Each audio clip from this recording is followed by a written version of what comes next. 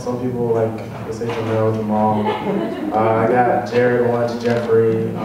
Yeah, but it's just Jalem. Well, I'm just saying it for Jay. I just want to clarify that. So, I'm just going to start.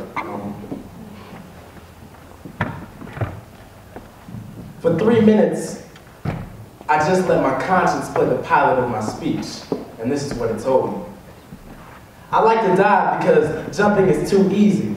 Some take the pain first because the happiness wouldn't be as pleasing.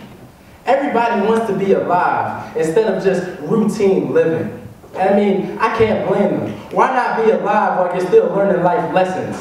Before you're teaching these lessons of life to the kids of your kids from the perspective of a citizen too far gone from youth to experience what it's like to live. And then I ask myself, what about those worse off? From these mentally built teenage asylums, they're brainwashed and advertised with money and violence, lack of ambition and silence, upholding cars, clothes, and sex in exchange for an ignorant, one-sided alliance. Fortunately for me, that transmission was interrupted before adulthood, and now I'm in this location, where I find myself trying to sequester and balance time with class, my first task with the last. I'm trying to make up for several hours of deprived sleep and finish filling these 4 blank sheets with 2,000 more words, even though this paper was due last week. I find myself learning more outside of the half-asleep lectures.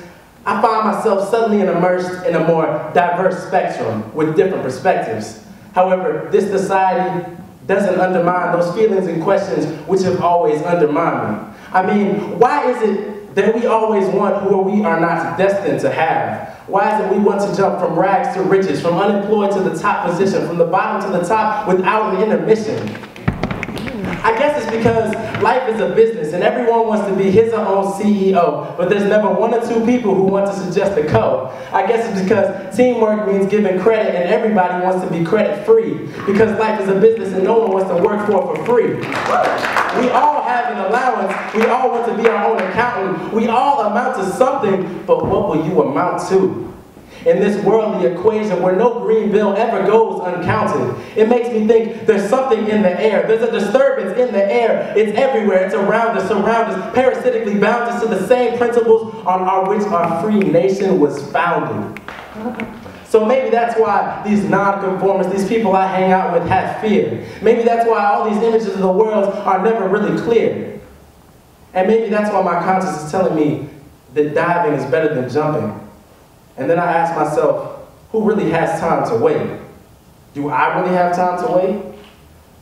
Because I came to the realization that the pressure of the world is only bait for the weak and a catalyst for the soon-to-be great.